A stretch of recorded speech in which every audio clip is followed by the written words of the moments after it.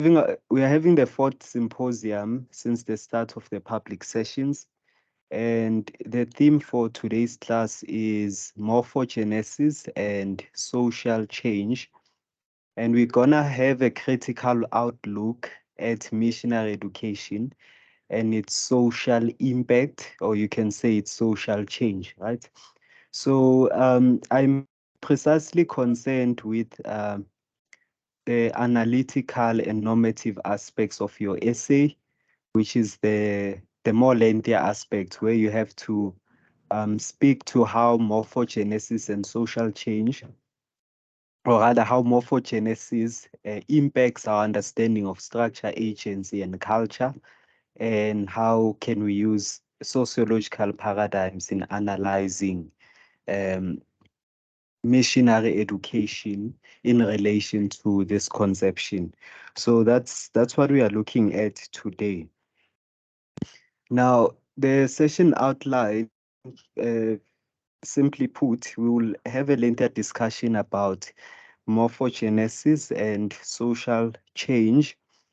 And then I want us to then have a critical evaluatory gaze at the sociological imagination in relation to this conception of morphogenesis and social change.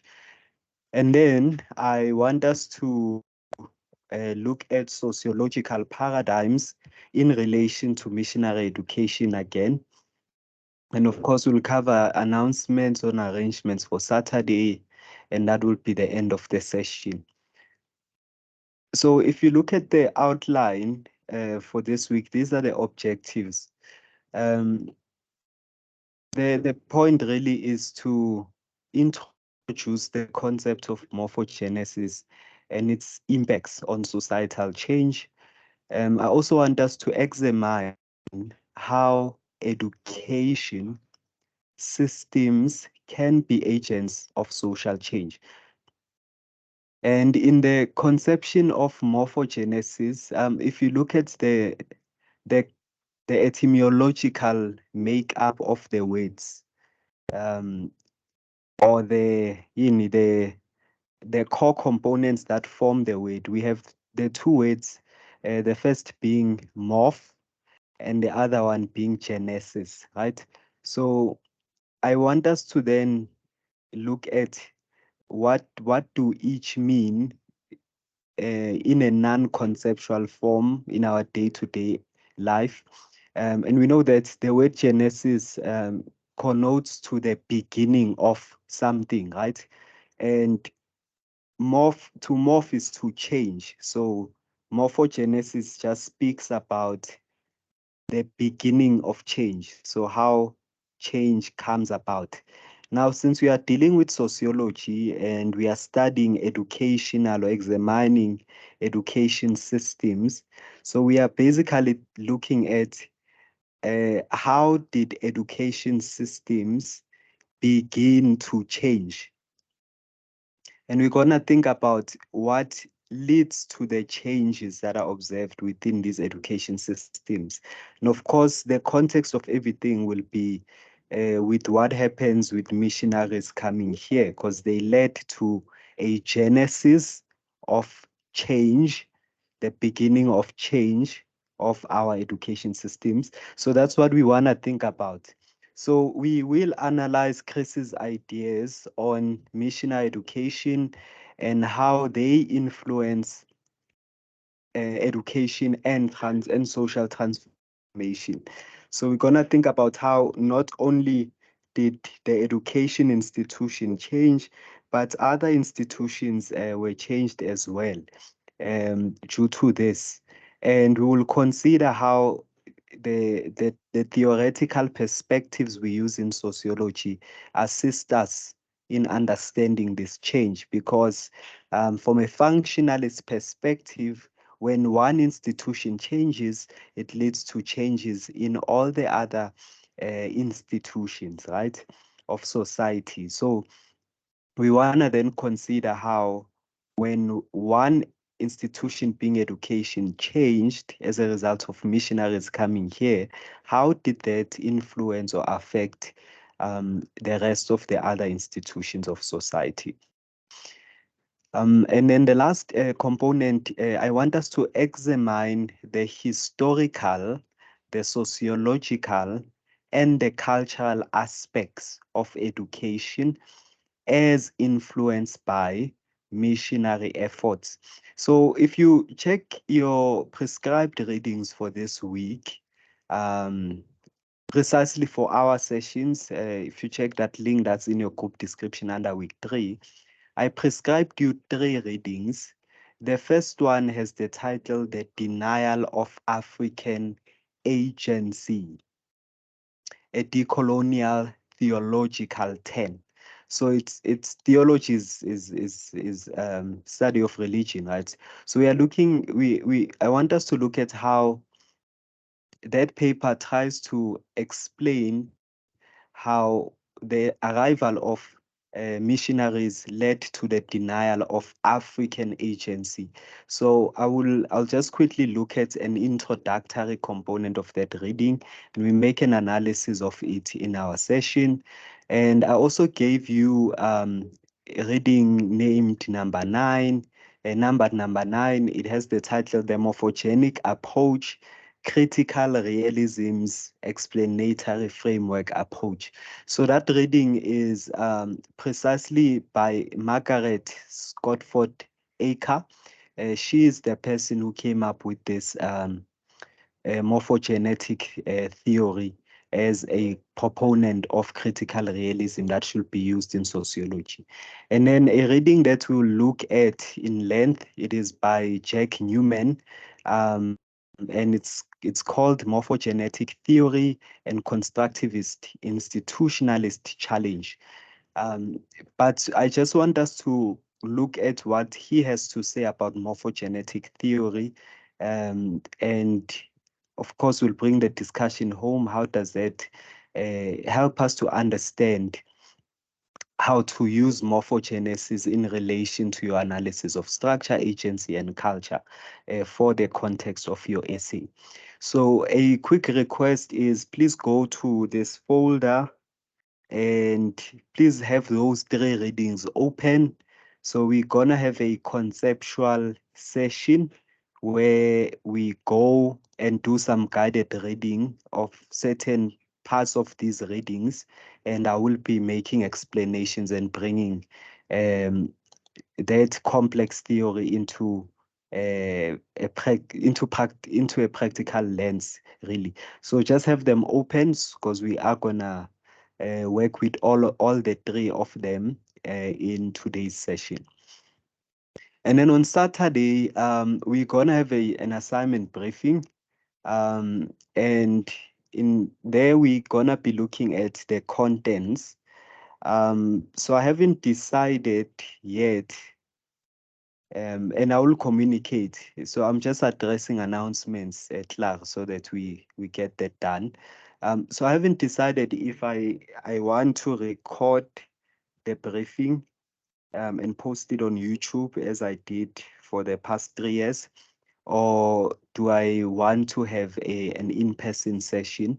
Yeah, so it will depend on how my commitments go by the end of the day tomorrow. But for now, I can just put it this way.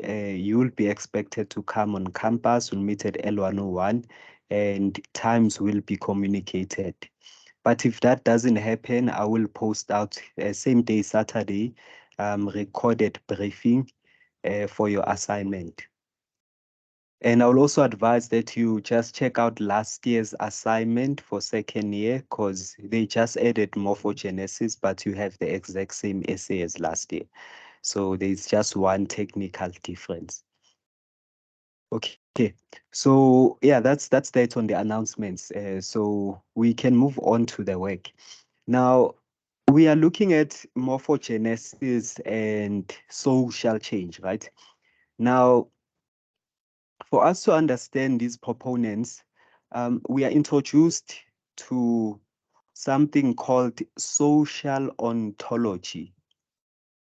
Now, what is the role of social ontology in explanations? So the morphogenetic approach is known as a social ontological explanation of social phenomena. So we are getting deep and more complex. Now, what does this mean? Um, we know that sociology studies the social world, society. So that's the social proponent. But it doesn't just study the social world, it also studies how individuals interact with this social world. Now, hence, I'm looking at the role of social ontology in explanation.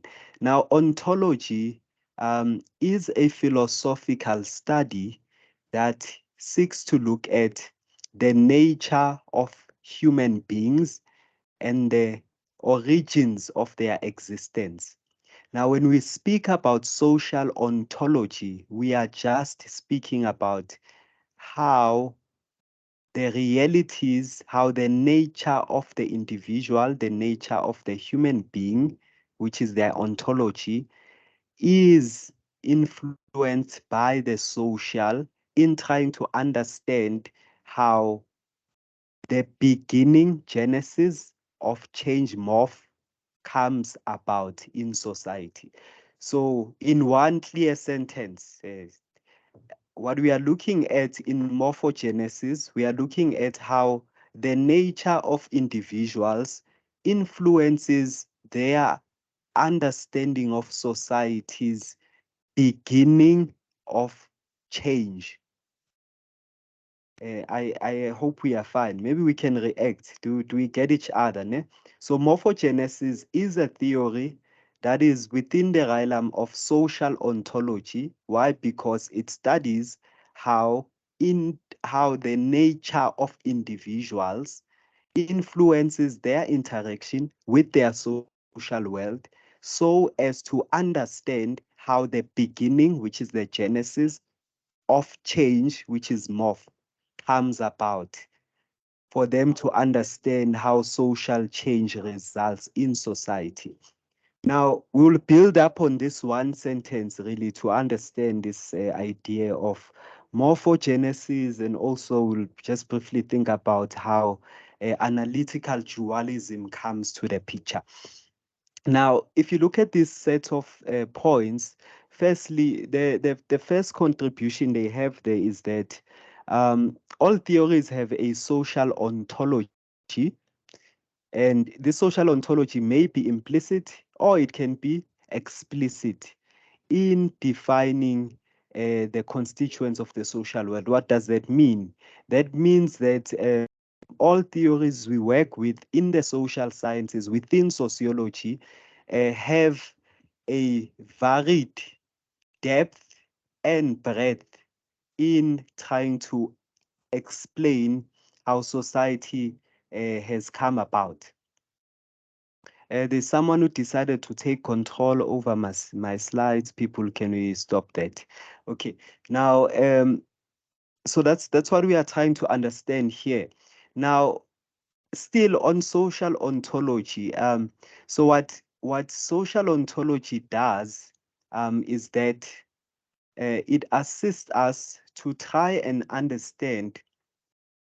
It assists us to try and understand how concepts that we use in the social sciences or within sociology come about. So social ontology performs a role of conceptual regulation. So it allows us to even categorize these concepts and know their origin and know as well how they should be used. Because if you look at the conception of morphogenesis and analytical dualisms, they are just concepts that seek to make us understand what is the best way to work with structure, agency, and culture. So, um, and that comes about as a result of the social ontology. So it tells us the nature, since ontology speaks about the nature and origins of beings, basically morphogenesis tells us the nature, origins of certain concepts within the social sciences. And in the context of our session, we are looking at the nature, origins, and uses of the concepts structure, agency, and culture. So we are basically studying where do these concepts come from, how do we have to understand, or how should they be understood, and how should they be used in analyzing social events in the society. So as a last point, really, social ontology explains nothing, although it may exclude certain explanation cast in improper terms. So what you must understand is that morphogenesis is a proponent of social ontology. So it is not supposed to help you to analyze or explain the concept of structure, agency, and culture. However, morphogenesis, as this tool that comes from social ontology, is supposed to help you to understand the nature, the uses, and the origins of the term structure, agency, and culture. And when you understand the nature of the concept structure, the nature of the concept agency, and the nature of the concept culture, you will be able to then know how to use these three concepts in explaining reality. Let me try and make a stupid example. Now, I'm trying to think a stupid example to explain this.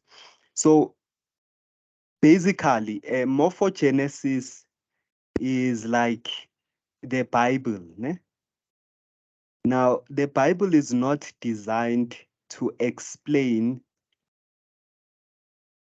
how things work, the complex biological processes and social processes of society. Rather, the Bible tells us the origins of these biological processes and social structures that exist. And that's why religion is a standing institution, because through you understanding the origins of the biological processes, understanding where creation comes from, and the social processes, understanding how empires and kingdoms came about, you are then able to use the knowledge from the biological sciences and the social sciences to explain our day-to-day lived experiences. So morphogenesis in turn basically is a theoretical framework that gives us the nature, the form, and the uses of the concept structure, agency, and culture. So it helps us to understand how these concepts came about and what are its underlying ideas. I know it's a complex concept or idea to attain, but I hope we will be fine. We'll be fine. Now, speaking about then the dualism component. So analytical dualism and the morphogenetic approach. Now, how analytical dualism comes to the picture. So since morphogenesis tells us how change begins, because remember, to morph is to change, and genesis means the beginning of. So morphogenesis is the beginning of a change, and which change? Social change. Now, analytical dualism just takes it a step further and says we can actually separate analytically so how this change comes about. It comes and they come and say it comes as a result of structures, and it comes as a result of agents. So analytical dualism then comes and explains the interplay in the structuring and restructuring of social change or social order. So analytical dualism just builds up and says, this beginning of change comes as a result of a certain dualism. What's that dualism? It's the interplay between structure and agency. And we use the understanding to this interplay to try and understand how social order or social change comes about in society. Now, why do we use structure and agency precisely when we look at analytical dualism? This is because structure and agency are deemed to be different kinds of um, emergent entities. And I'll direct us to a certain reading where we'll broaden this idea, right? So structure and agency are deemed to be emergent entities. So I want us to think about, why are they emergent entities and what does that even mean? Now, can we move to a guided reading quickly?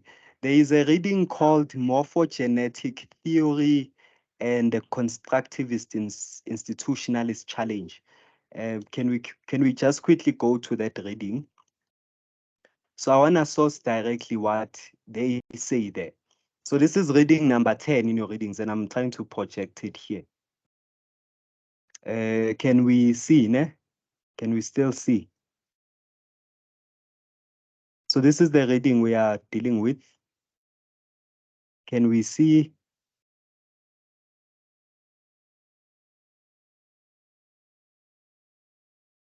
Okay, Sibahle, your hand is up. We can see, sir. Okay, thank you. Sibahle, your hand is up.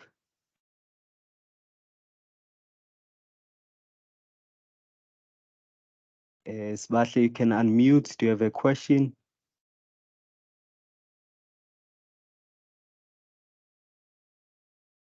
Okay, I don't know what happened to Sibahle, but let's come back here. Now, so the reading Morphogenetic Theory and the Constructivist Institutionalist Challenge. Now, I quickly just want to think about, let's go to page number 2 in that reading. So we will just consider paragraph 1, 2, and 3. Yeah, let's just stop at paragraph 3. So I'm gonna read that for you and analyze, right? So if you look at this, firstly, this is an overview of the morphogenetic approach. Now, what we are getting here is that this approach, it is built from a critical realist perspective. So it comes from a framework called critical realism. I'm sure Dr. Tibelo spoke about this. However, I care about these other proponents. So it says here, the morphogenetic approach works from a number of basic beliefs about the nature of reality. Remember that concept we looked at first, social ontology. And remember, I said it tells us the nature, the origins, and the uses of something. So the morphogenetic approach is basically that. It's a social ontology of sorts. So the morphogenesis approach works from a number of basic beliefs about the nature of reality, which are derived logically but maintained with an appreciation of their fallibility. So fallibility is what's this? It's considerations that there may be some wrong ideas associated with these beliefs, right? So what this is telling us is that the morphogenetic approach gives us the nature of our social reality. However, it also looks at how this social reality can be understood logically, but it also looks at how, even though it can be understood logically, it can have some falsehoods associated with it. Now, SAYA 2000 identifies the defining feature of a critical realist perspective to be the belief that there is a world existing independently of our knowledge of it. So critical realism basically is a theoretical framework that has the view that the world exists independent of your knowledge of it. So it's the idea that whether you know about certain structures and agencies that exist in society, it doesn't mean that they do not exist, basically. So it's the view that uh, you not knowing about something is not proof of its non-existence, simply put. And now it is on this basis that Aker argues that we are simultaneously free and constrained, and we also have some awareness of it. So in this short sentence from the introduction of Aker's seminal work, realist social theory has two foundational distinctions. Firstly, the distinction between the individual and the constraining, enabling, motivating social context, generally known as agency and structure, respectively. So that's one proponent of it. And secondly, the distinction between the reality of our social situation and our awareness of that reality, known as the material and the additional aspects of social life, respectively. Now, in morphogenesis, we care about the first one, right? We want to look at how social agents simultaneously free from the structure, but also constrained from it. And what constrains them? It's the level of awareness of these social structures. So in morphogenesis, basically, we are trying to create this distinction to say agents can affect the structure. However, in as much as they can affect or act outside the bounds of a structure, they can also be constrained by the structure. And they can be motivated or enabled by the same structure. Now, what is the determining factor of whether you are constrained or enabled by the structure? It's your level of awareness of the constructs of your structure, which is something highly connected to emergence. Now, let's think about this in the context of missionary education. Africans, so we speak about how it affected Africans, right? South Africans at the time. Now, the argument we can make, remember last year we looked at using our sociological imagination, how these individuals contested the structures that were introduced by this missionary education. They contested the idea that people must start working for labor. They contested, African leaders contested the idea that girls must go to school, while this missionary education says everyone must sell their labor and go to school. So we looked at all this interplay in a basic format, right? Now, when you look at them from a morphogenetic perspective, we are just taking it a step further and we are asking ourselves, were these social agents, being Africans, intentional or aware of their contestation? So was it something that happened in autopilot mode, or was it something intentional?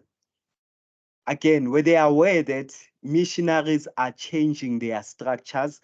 Were they aware that missionaries came and constrained, enabled, or motivated what happens within their social context? So that's what we are trying to look at. We're taking it a step further to try and look at, were they agents of life who were in control of their lived experiences, or were they agents that are lived by life who are controlled by what the social context is affecting, or rather how it's affecting them, which goes back to this. Remember, morphogenesis comes from this central belief that there is a world existing independently of our knowledge of it. So the colonial world existed way before missionaries came, right? And just because Africans were not aware of this world and its way of doing things, it doesn't mean that it did not exist. That's the argument behind morphogenesis. And the contributions of it then is saying that we have to then analyze and understand how the awareness and the non-awareness of the existence of a world independent of your knowledge of it affects your social experiences, which then makes me to go to the second paragraph. Don't worry, people, we will be fine. We will be fine. Now, if you look at the second paragraph, so as I said, we're just going to look at three, right? Now, it continues to say the first of this distinction is only tenable on the basis of another central critical realist concept. So that's the concept of emergence, right? Remember, in the other slide, we spoke about how the concept of structure and agency are emergent concepts. So I said those are emergent concepts. And we say they are understood in the separate form as structure and agency because they come about as a result of different kinds of emergent entities. Now, I want us to then look at what did I mean by that. Now, if you look at this, the concept of emergence is central to this. So the writer Newman, is it Newman, right? He makes a Yes. So Newman makes an example, a scientific one, but I'm gonna try and explain what it means to try and understand. To try, he uses the a scientific conception or conceptualization to try and explain what the concept of emergence means. So he says here on this particular conceptualization of emergence, higher strata such as water emerge from lower structure such as hydrogen and oxygen, which in turn emerge from even lower structure such as neutrons, protons, and electrons. Let's just stop there. Yeah, let's stop there. All of us did natural sciences at school, right? Now you were taught about matter, right? Everything that has mass and occupies space. We say that is matter. And we said matter, everything around us is matter, and it is made up of atoms. So these atoms are formed by the three molecules, protons, electrons, and neutrons, right? And we say that those are the basic building blocks of atoms. Now, we have two types of atoms, hydrogen and oxygen. When they bond together, they lead to H2O forming, which is water, right? So that's the example that Newman uses to explain the concepts of emergence. So he says that emergence is a two-stage, a low strata and high strata conception. Now, sure you're asking, Guti, so manje thina singenaphi in this? Now, if you look at what he says then continuously, he says, in short, an emergent entity is nothing more than its parts, the way in which they are arranged in relation to one another, and C, the unique properties it holds as a result of its parts and the way those parts are relate to each other, which is A and B. So when we apply the notion of emergence to social phenomena, it can be argued that the social context emerges from individual thought and action, that's agency, while avoiding the suggestion that it entails the introduction of some new substance, its unique which is the structure, the new substance or the new social phenomena happens within structures. Now, its unique properties derive only from its constituent parts and the way in which they are arranged. So this allocates a causal role to the social context without reifying the context as some independent entity. Now, let's bring this to context. So basically, society, we say society is made by, let's look at the conception of the parts. Let's start here, the parts. What parts make up society? It's social agents and social structures, right? Those are the emergent entities. So we say that changes in society, and I'm going to use missionary education directly. And this analysis I'm making is the same analysis you have to make in your essay. You are supposed to speak about the morphogenesis of structure, agents, and social and culture, right? So I am making that analysis now directly. So we are saying that the morphogenesis of society that led to missionary education was due to the parts of society. And what were those parts? It's the agents that existed at the time. What are those agents?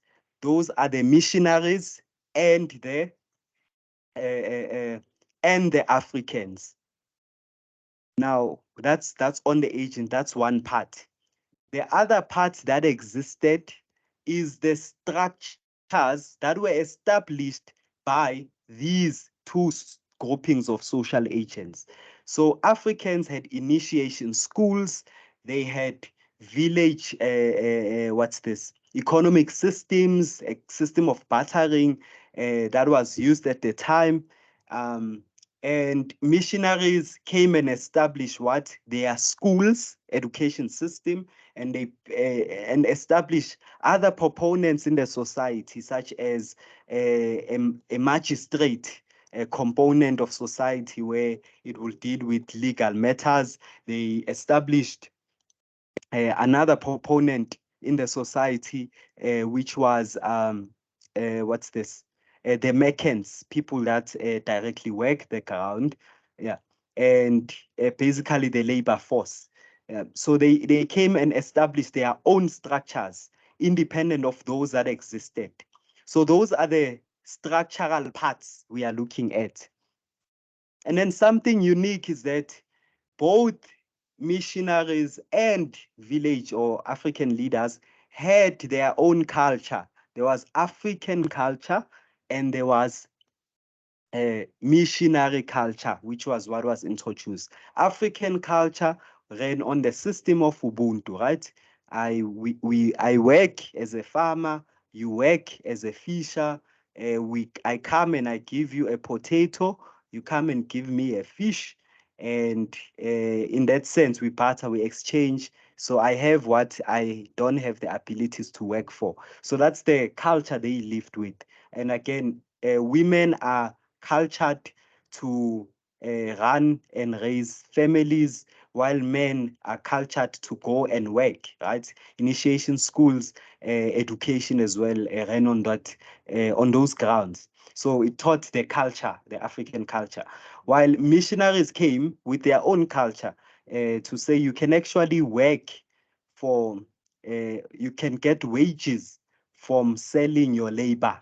So you must be employed by someone.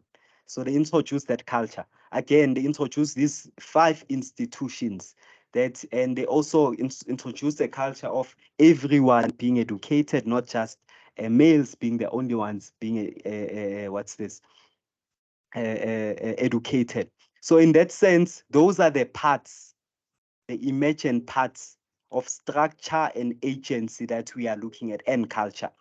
Now, The second component, we say in emergence or in morphogenesis, we think about now, how are these parts, how is the structure, agency, and culture arranged in relation to one another? So we know that there was a conflict. There was conflict between this agency, structure, and culture of the Africans vis-a-vis the missionaries. So you have to explain how was there a conflict between the two, right? And then you don't just stop there. You then look at what unique properties resulted as a result of these relations between these parts. So what unique properties resulted? For example, we had new categorizations forming as a result of this. We had people that were now known as the elite or the oppressors, and we had people who were the oppressed. So we had people who were as a result, dehumanized, and we had people that were humanized.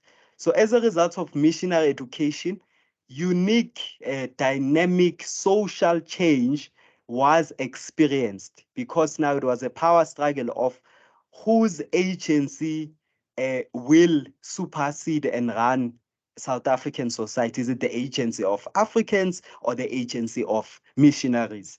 Again, whose structures will be dominant? Is it structures established by Africans or structures established by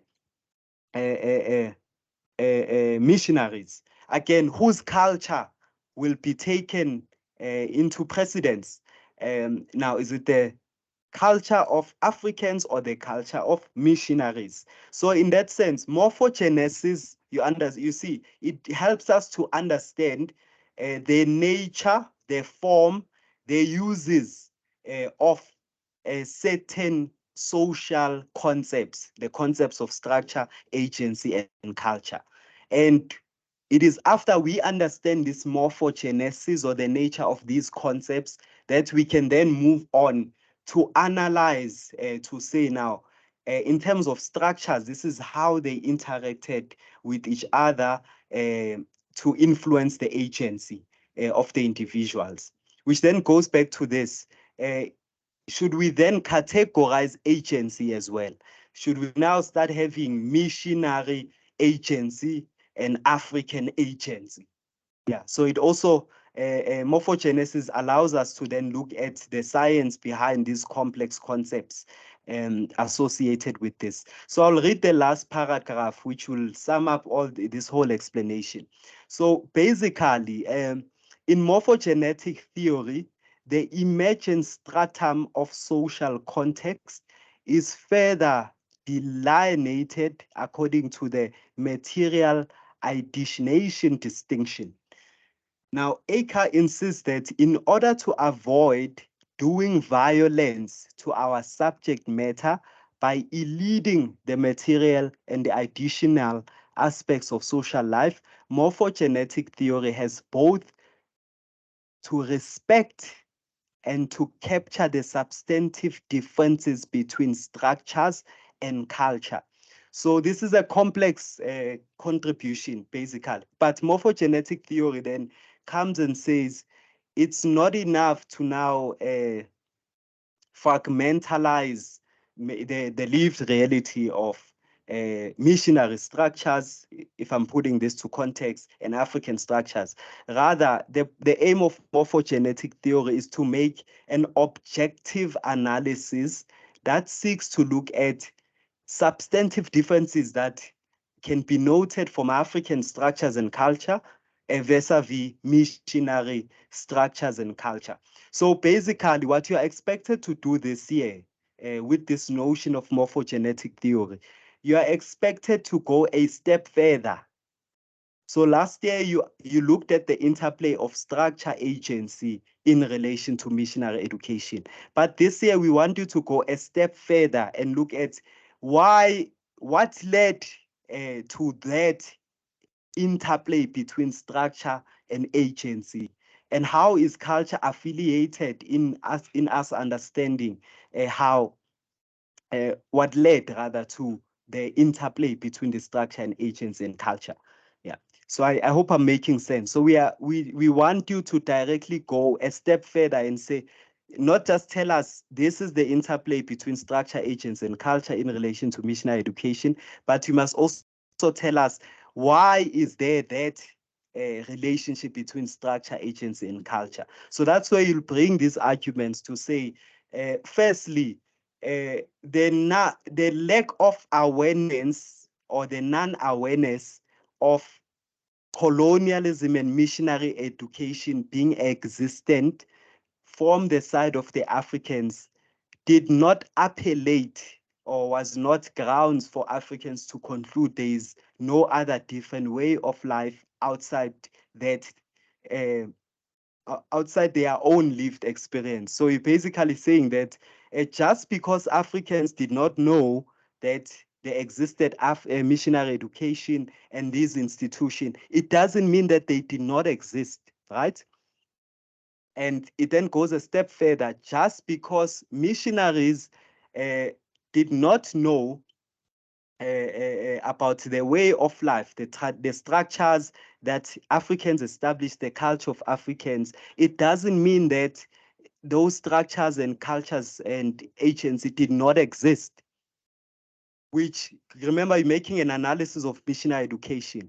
And then you use that as grounds to tell us that because of this non-awareness, when the two parties came to one place, there was a clash that led to some categorization or fragmentation on whose structures will dominate the South African society and whose ones will be oppressed, whose agency must supersede and whose one must be oppressed, whose culture must supersede and whose one must be oppressed. Now, I'll read the last part, right?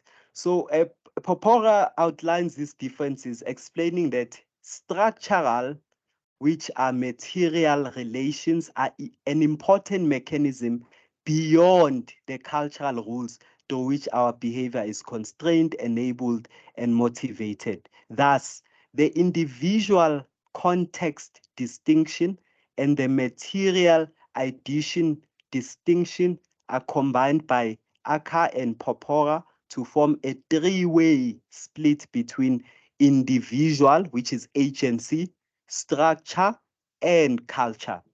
By, by returning to the basic belief that we are simultaneously free and constrained. So you are bounded by social structures in as much as you can act outside of them. So by returning to this basic belief, the crucially relevant characteristic of individual um, is seen to be a relative freedom conceptualized as an internal reflexivity. An internal reflexivity that exerts a causal force on the external world in the form of human agency. In summary, morphogenetic theory is based on a belief that there are three primary causal powers in society, that is structure, culture, and agency. So I think that's the best way to explain, but let me just break down the last parts of what I just read, right? Now, from the analysis made about, so the conception of emergence, right, allows us to know how does the concept of structure, agency, and culture come to the picture? So how do they emerge and form part of our analysis of society? And the arguments they are making is that for you to understand society, you must have an understanding of your individual context, but that is not enough. You must also have an understanding of your material additional or addition. So you must understand the social ontology of the world you come from. So you must understand the nature, the form, the origins of the society you are from. And he says that it is through you understanding these two, your own context, which is bounded in your experience, and understanding the nature, origins, and uses of your society you come from, you get to then understand how society is made up. And hence, this morphogenetic theory is directly, again, going back to the stupid example I made, it's directly something that is like the Bible. It doesn't tell you how to live in your individual context, but it gives you a background of how, it gives you this, it gives you a background of how the world is biologically and how it evolved socially to what it is today. So morphogenetic theory gives you the nature, form, and uses of the world. And in that sense, we say that for you to understand and best analyze society, you must look at the relationship between the structures. Remember, structures come from the nature, form, and uses of the society. So they emerge from society's ideals. We also think about culture. Culture is as a result of the rules set by these structures, and agency is how you experience this structure, way of doing things, and the rules set out by them, which is the culture. I hope we understand, people. Sabelo, your hand is up. Okay. I am asking or I'm seeking clarity.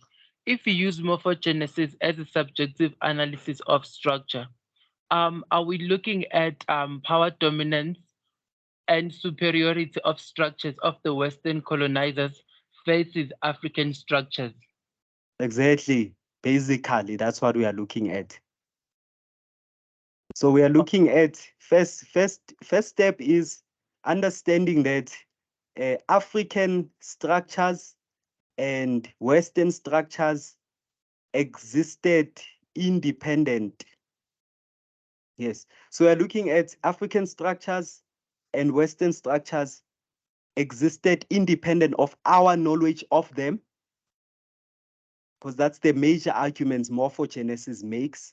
So to say just because you don't know the existence of certain structures and cultures or agency, it doesn't mean they don't exist.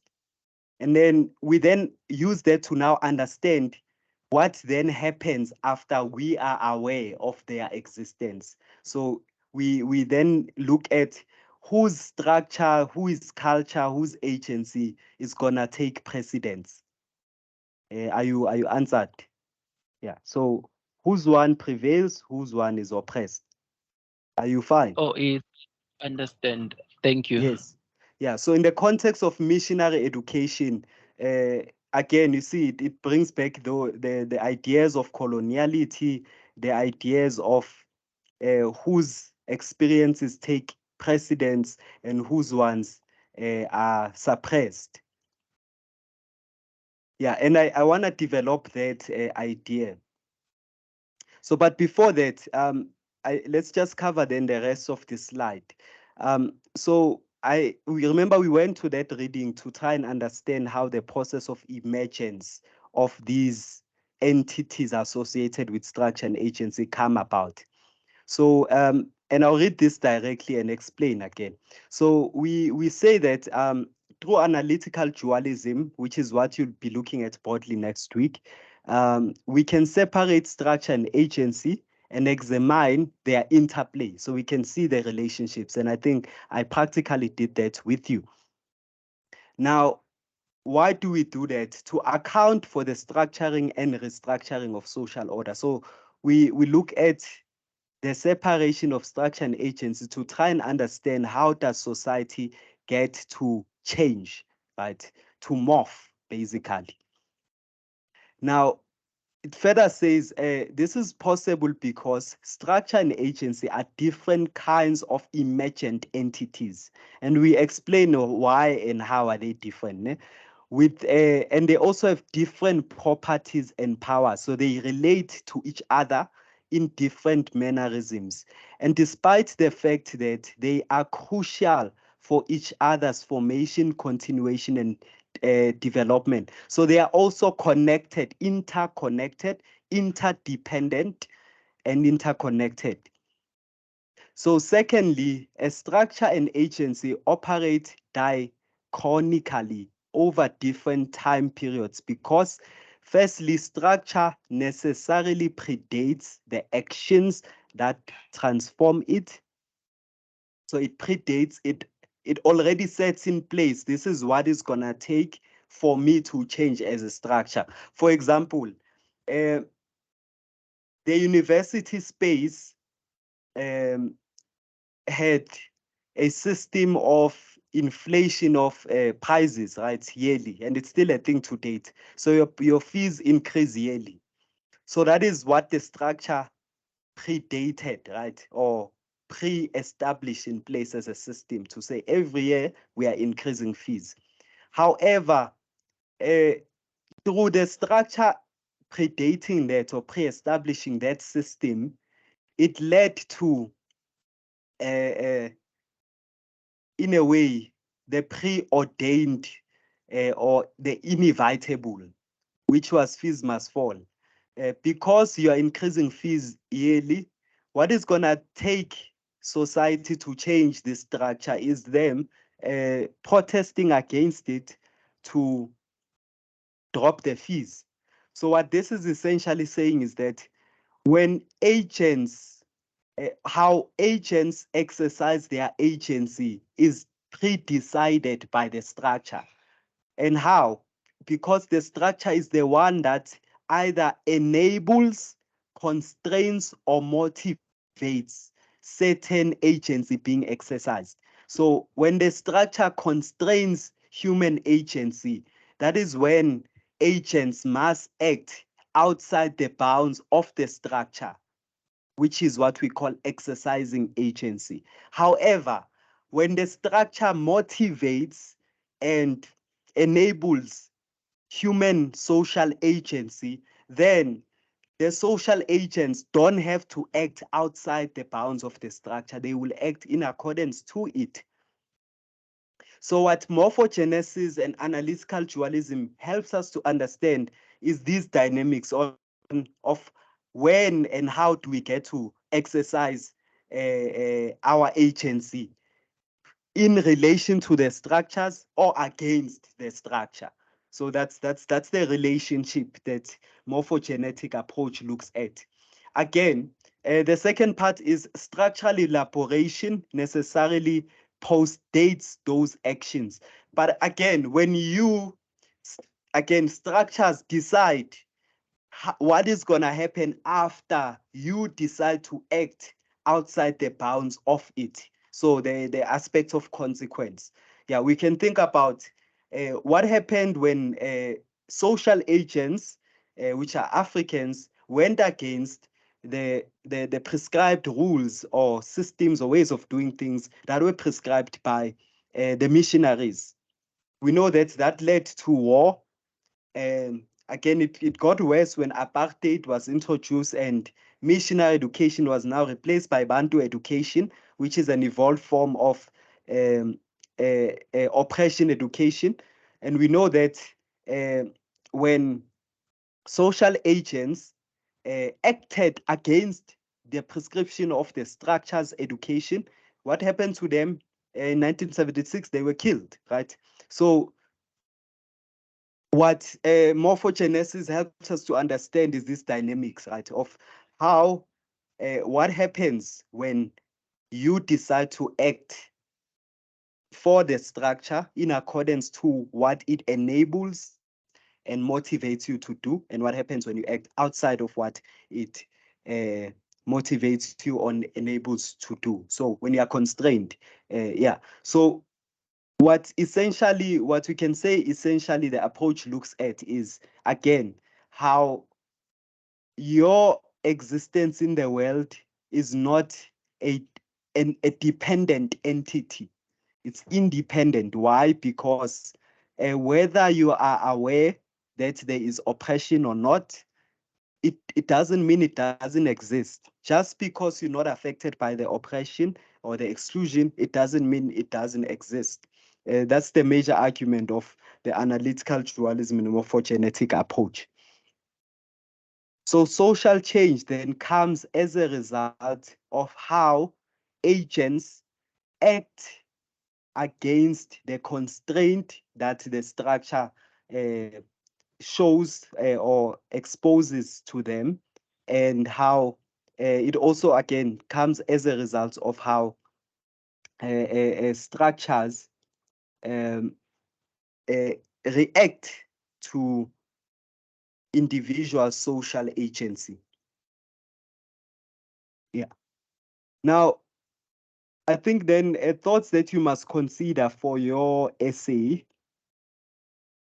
So I'm building up on this. I hope we are fine with the theoretical aspects, and we are fine also with understanding how morphogenesis comes about and the ontology, the social ontology behind it.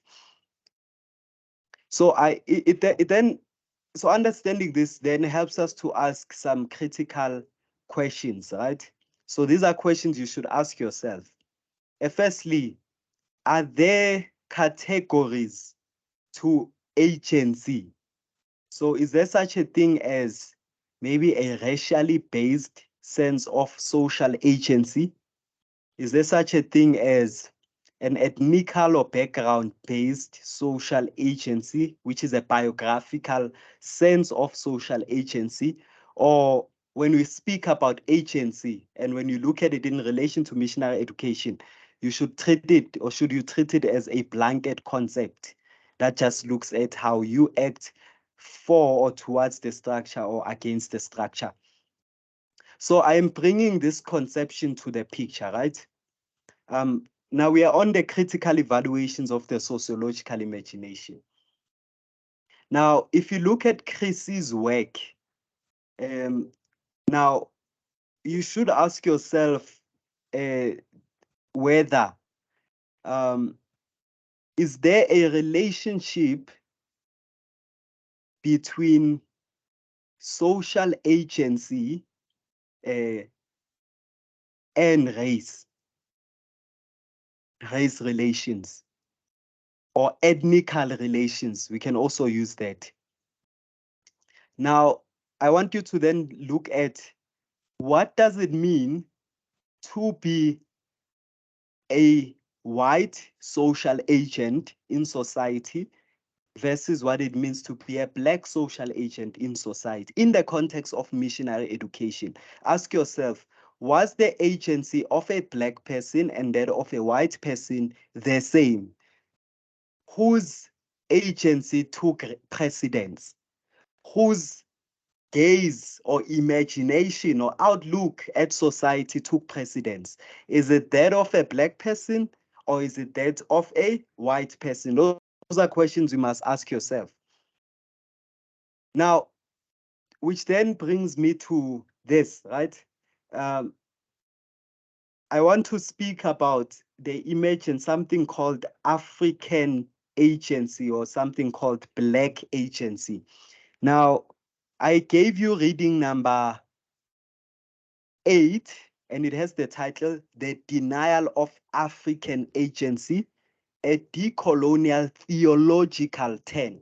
Now, theology is religion. So that paper actually speaks about how the introduction of theological education, which is missionary education in Africa, influenced or led to the denial of African agency. So that paper speaks directly to that. And I'm going to read to you guys the opening line, really, of the paper. So in the introduction of the paper, you can check it out. It's reading number 8. I'm not going to project it. I'm just going to read it out and then build up to what you see on the slide. So it says, introduction, the lion that never became a lion. So it says here, once upon a time, a little African boy found a male lion cub that had strayed from its mother. He took it and put it amongst his puppies. The dogs raised it as a dog and treated it like a dog in every way. While the young lion did not see any resemblance and often doubted its identity, he nevertheless loved to be associated with dogs as they had everything, or rather, as they had everything provided for them by humans. One day they went hunting and saw a pride of lions walking majestically.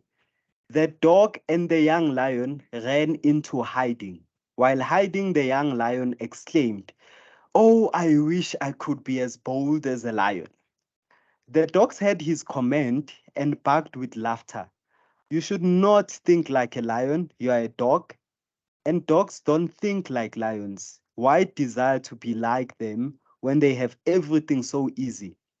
Your only duty is to bark at strangers and hunt their game for humans."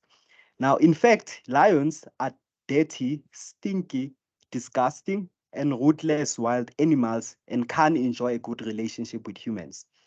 Now, paradoxically, the young lion worked hard to dismiss the thought that he was not a dog. He remained a dog, although he still desired to be a lion and felt in his heart that he could be like a lion. Each time he spoke about his feelings, however, they were immediately dismissed by other dogs. Thus, the young lion learned to believe and became convinced that he was a dog and that only dogs are civilized. Eventually, he stopped dreaming and continued to live his life as a dog.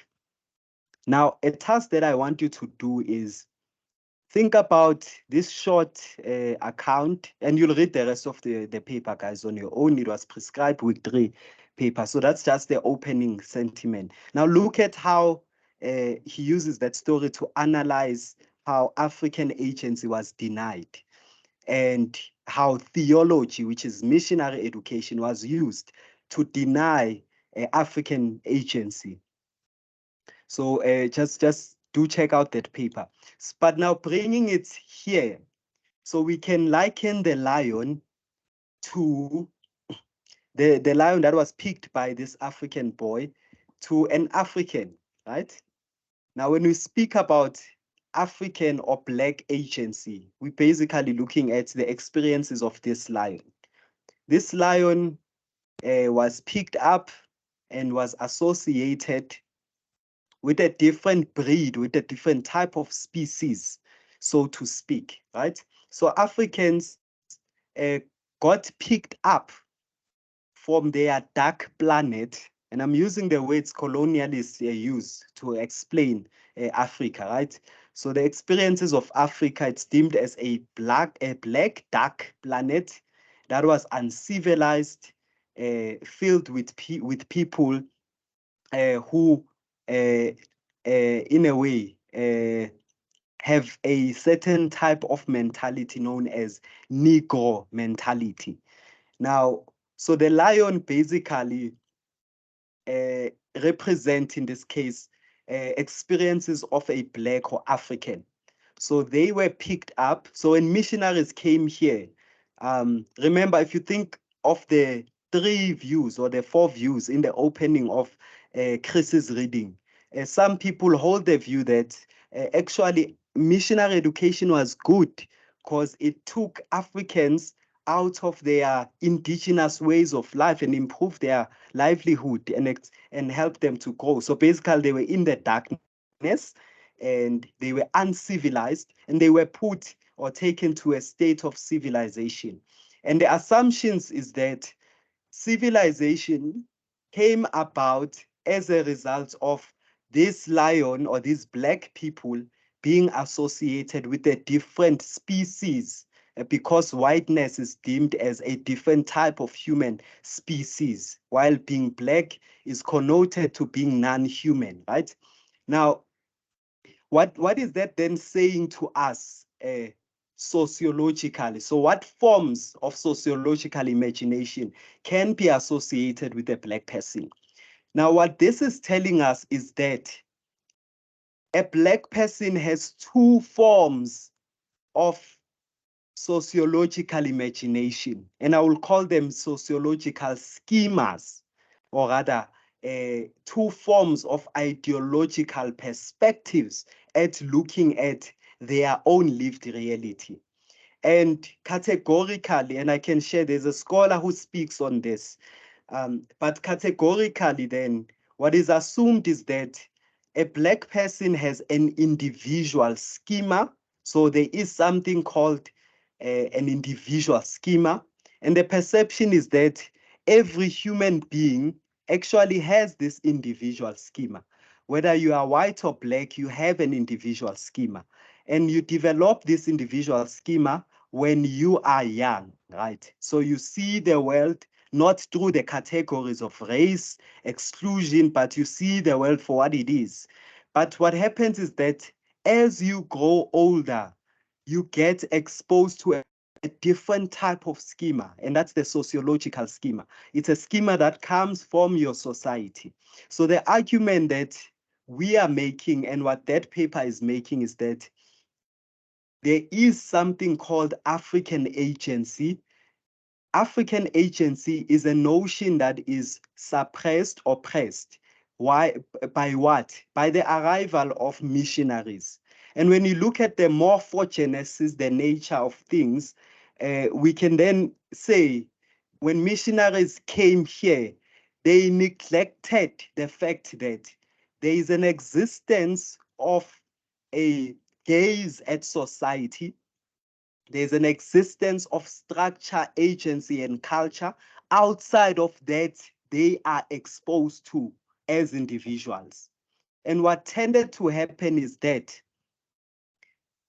the individual schema of a Black person, the African, what is called African agency, was suppressed and replaced by a sociological schema that was introduced by white people when they came to Africa and introduced missionary education. So the perception, the individual representation of how Africans perceive themselves was replaced by the sociological stereotypes and notions that missionaries brought about within South African society. And what happened is that these sociological perceptions were imposed onto Africans. They were forced down as it was a hell or high water kind of a situation. So they were imposed by white missionaries when they came here. And who now, in the imposition, whoever gets to fit in to this sociological world or this social world created by missionaries is whoever passes the purity test, is whoever passes the standard set by the sociological schema. So let's just lower the background a bit. Now, what is this telling us?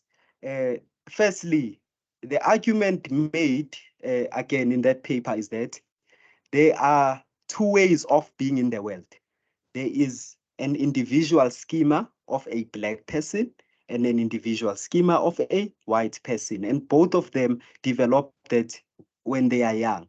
But the difference is that the individual schema of a Black person doesn't align with the sociological schema of the society they are born into. So just like the lion, it is born a lion, but it is getting raised in an environment where there are dogs, right? And it is taught that the dog way of life is the right way of life, and the lion way of life is, again, using those words, gross, dirty, and whatever, malicious in that sense. So for you to then understand the morphogenetic influence of missionary education, you must think in that depth. Whose agency was accepted into the society, whose structures were accepted, whose culture was accepted, whose were excluded, whose culture was excluded, whose agency was excluded, and whose culture as well was excluded. So you have to think about all these three. And the direct account, what's this? Chrissy also explains this. The colonial system or the missionary education system directly set aside the individual schema of all Africans and replaced it with the individual schema of white missionaries that came here. And as a result, Africans got to experience something called an existential vacuum, where their internal notions and perceptions of the world that they had when they grew up before they were introduced to these categories of oppression is set aside and replaced by what missionary education teaches you. Now, what has happened is that over time, from the introduction of missionary education to Bantu education, to people's education, to curriculum 2005, to OBE, outcomes-based curriculum, to CAPS, there has been an evolutionary process in the extent to which the individual schema of a Black person or African has been integrated into society. And as a result of that, morphogenically theory speaking, you have to then analyze or rather use your sociological imagination to make these critical distinctions at the extent, again, on whose structure and agency and culture took precedence between missionaries and Africans, and also to take it a step further in thinking about the influence that has. So for your essay, the basis of account of all the aspects, you have to think about, again, what is Chrissy saying? What personal experiences did she incorporate into the reading of chapter 8?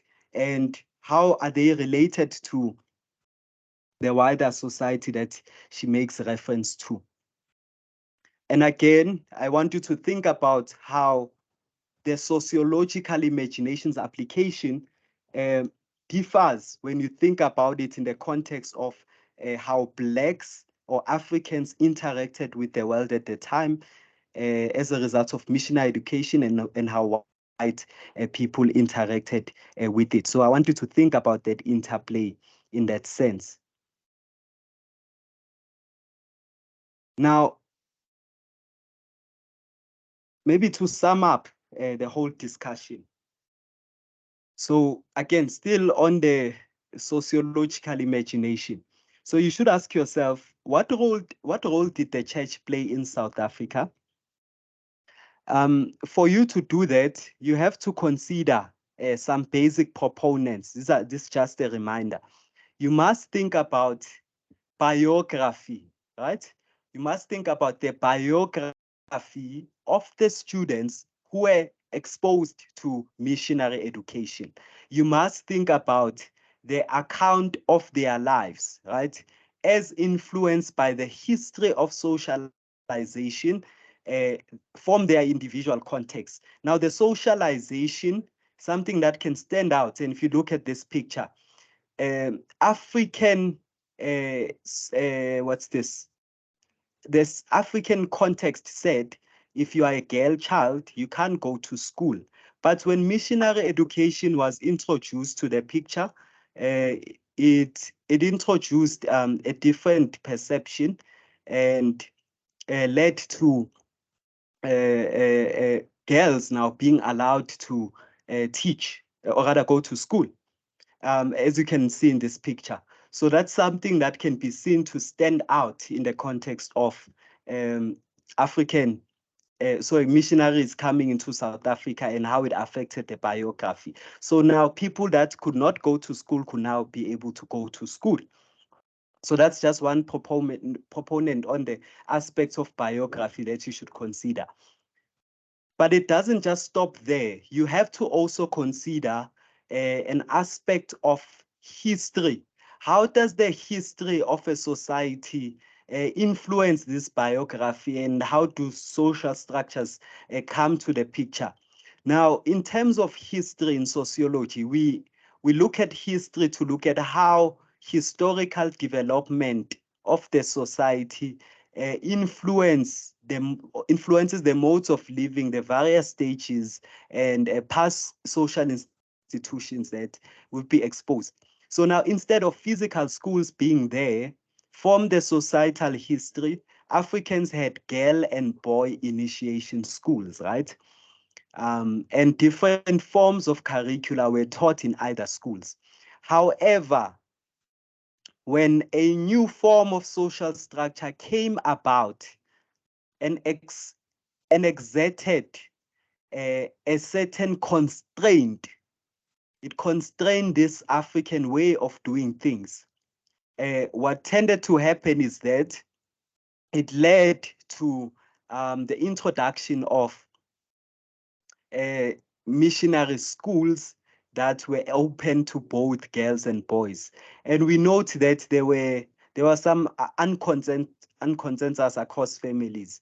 Some were still aligned with the traditional way of doing things, while others said, oh yes, it's an opportunity for our girl child to get educated as well and be part of the society, right?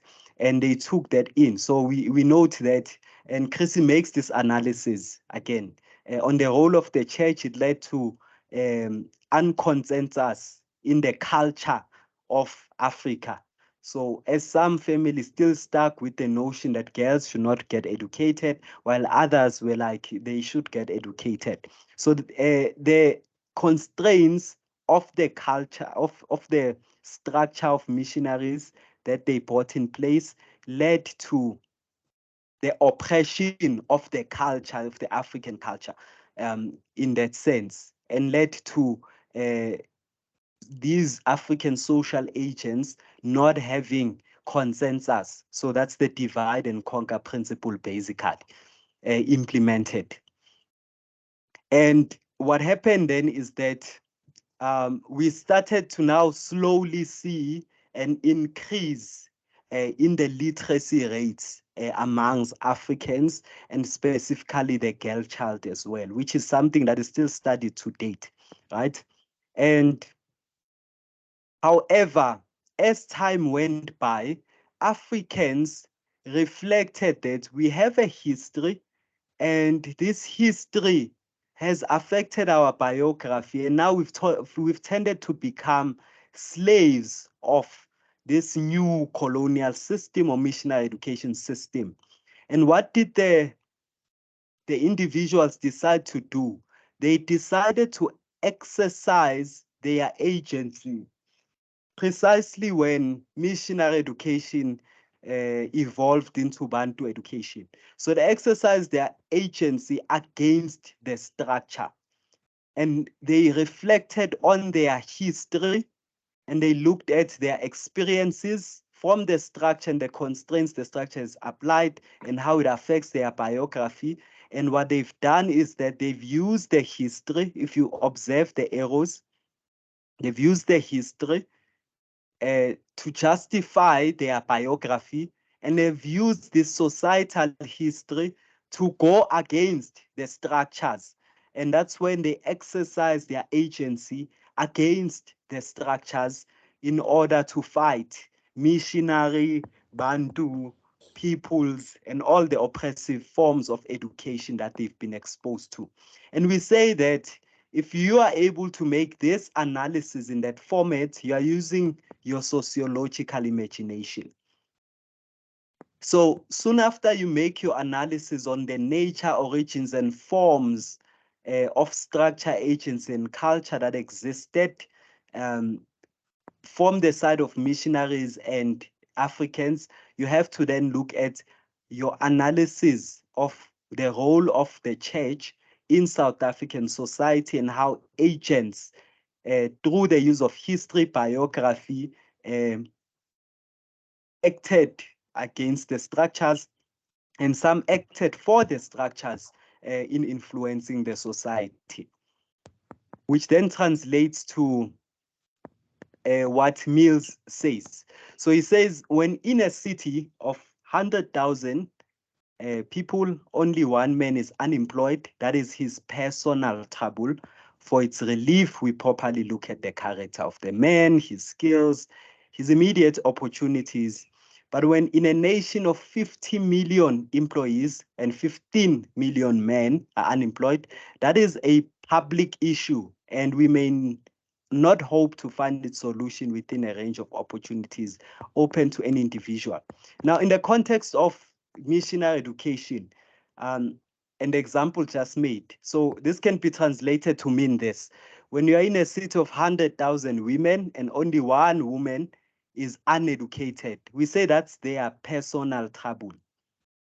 So we can't really judge the character of the women or their skills and their immediate opportunities.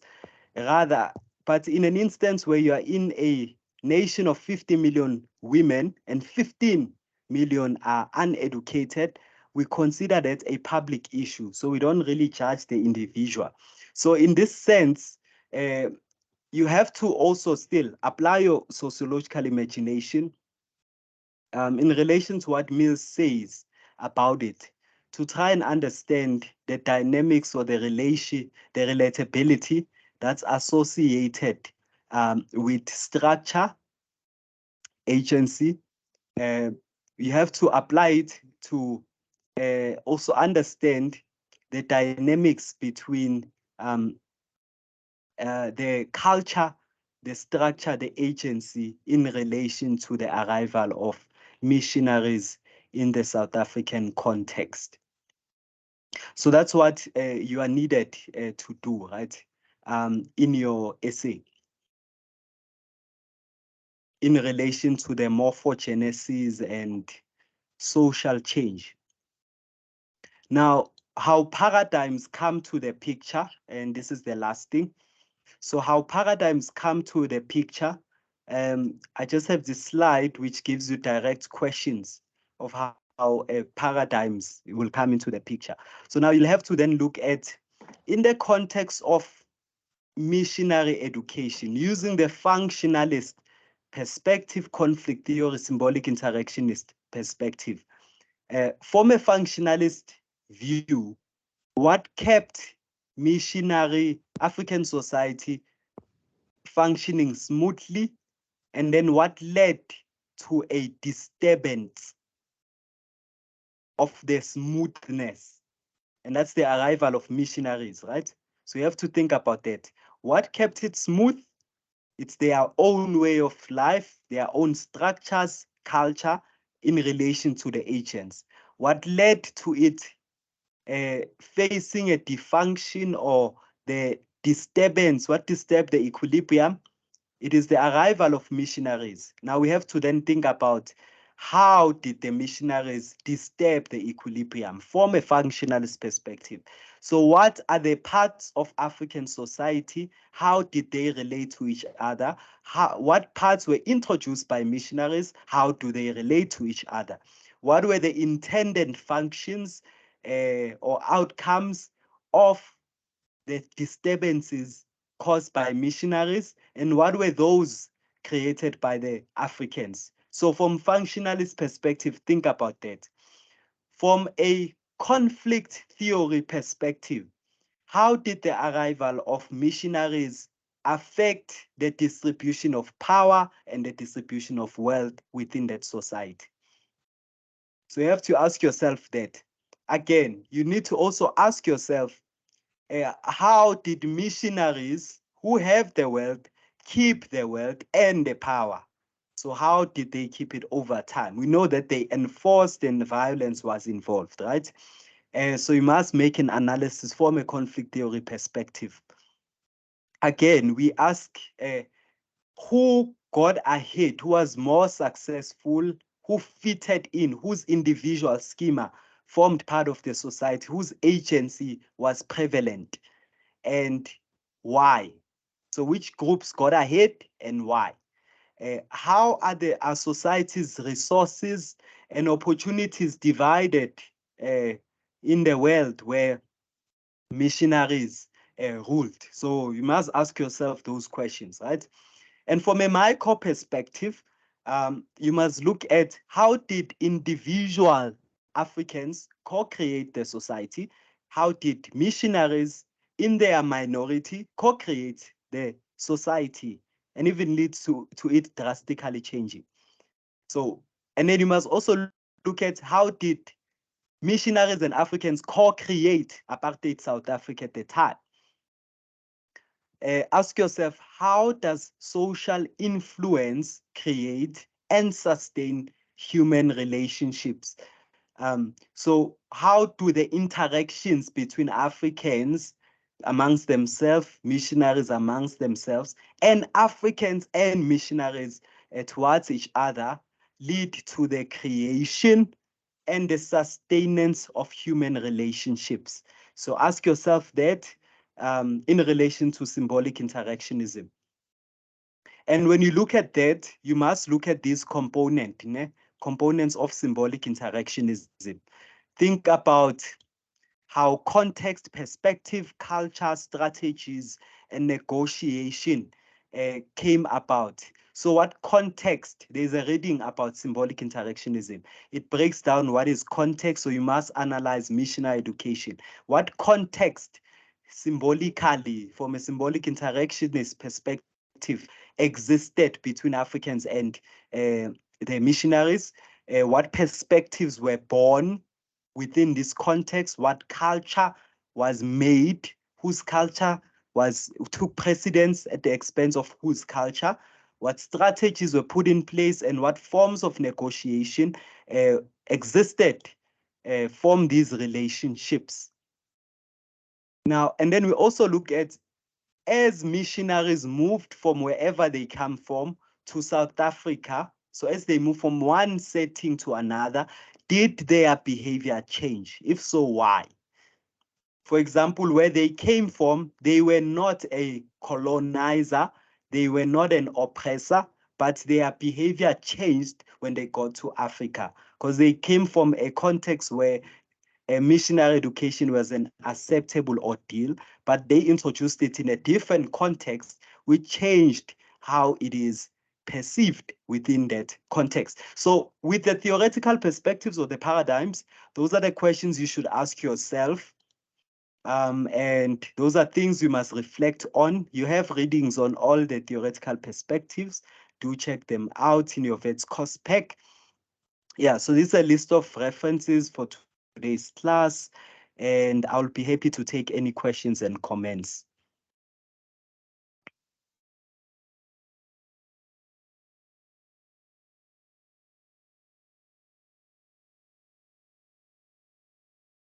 Okay, yes.